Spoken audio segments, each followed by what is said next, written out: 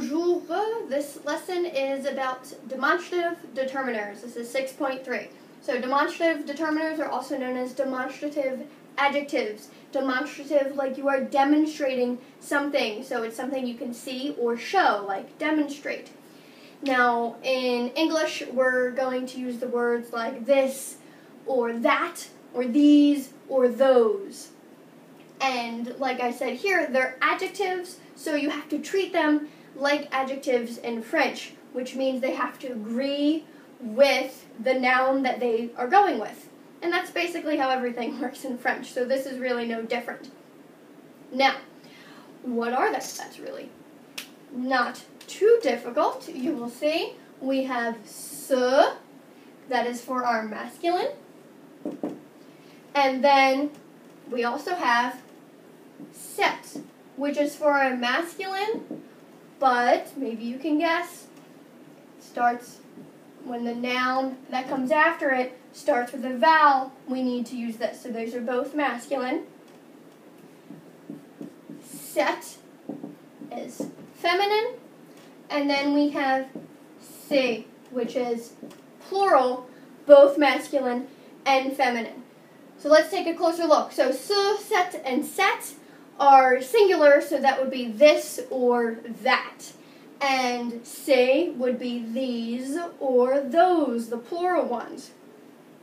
And so to distinguish between them, often we use si or la, and we attach that to the noun. So let's first look at these. Let's put these next to some nouns, and then we'll attach the si or la to emphasize if it's something that's right here, this, or something that's farther away, that thing over there. So an example here, ce restaurant, this restaurant, cet hôtel, this hotel, cette école, this school. So these are both masculine words. This is a feminine word. And let's say, we'll just use restaurant again. Okay, so this is a masculine word, but it's plural, so we have to use this.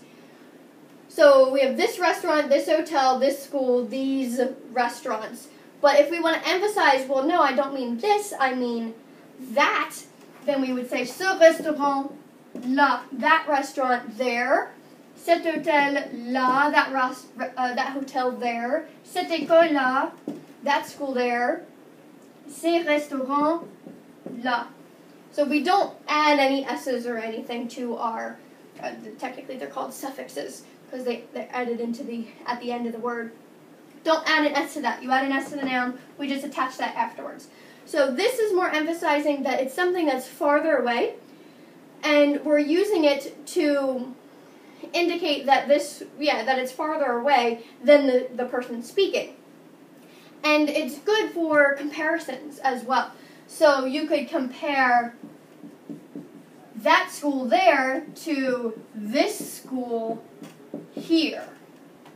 So cette école-ci, and you're trying to compare it. Maybe you're making a statement, or you're talking about how great cette école-ci is compared to cette école-là, that school over there. You're making different.